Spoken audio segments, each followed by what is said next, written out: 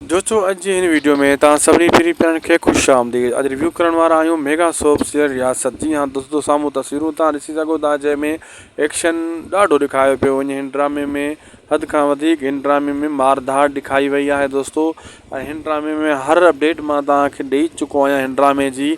पर हिन ड्रामे जी कहाणी अञा कुझु अहिड़ा पॉइंट आहिनि जेका रहियल आहिनि तव्हां सां असां शेयर न करे सघिया आहियूं। एक्शन जे बारे में हीउ ड्रामो एक्शन सां भरपूर आहे। जीअं फिल्मुनि में, सिंधी फिल्मुनि में एक्शन हूंदो हुयो, अहिड़ो ई एक्शन हिन ड्रामे में ॾेखारियो वियो आहे दोस्तों।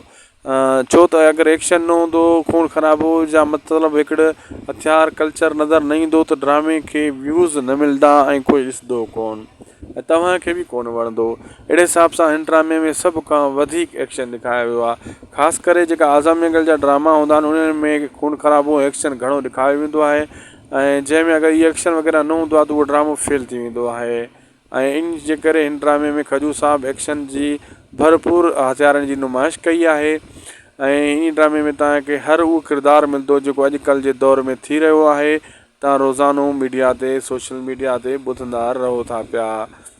इन में सभिनी अदाकारनि खे हथियार हथ में हूंदा ऐं आज़म जंगल ख़ुदि हथियारनि सां लैस हूंदो, उन खे बि हथियार हथ में हूंदा। शैतानगिरी वारा करेक्टर एस भट्टी खणंदो। अहिड़े हिसाब सां ही VIP ड्रामो अची रहियो आहे तव्हांजी पसंदि जो। बसि थोरो तव्हांखे हाणे बाक़ी इंतज़ारु बचो आहे, करिणो आहे। हिन जा टीज़र हाणे लॉन्च थियण वारा आहिनि। पापनगर ड्रामो जीअं ख़तमु थींदो पोइ हिन ड्रामे रियासत जा टीज़र KTN ते तव्हांखे मिलंदा। छो त पापनगर ड्रामो 65 किस्त ते लॻभॻि ख़तमु थियण वारो आहे। लाइक सब्सक्राइब शेयर ज़रूरु कंदा शायदि को व्लॉग खे।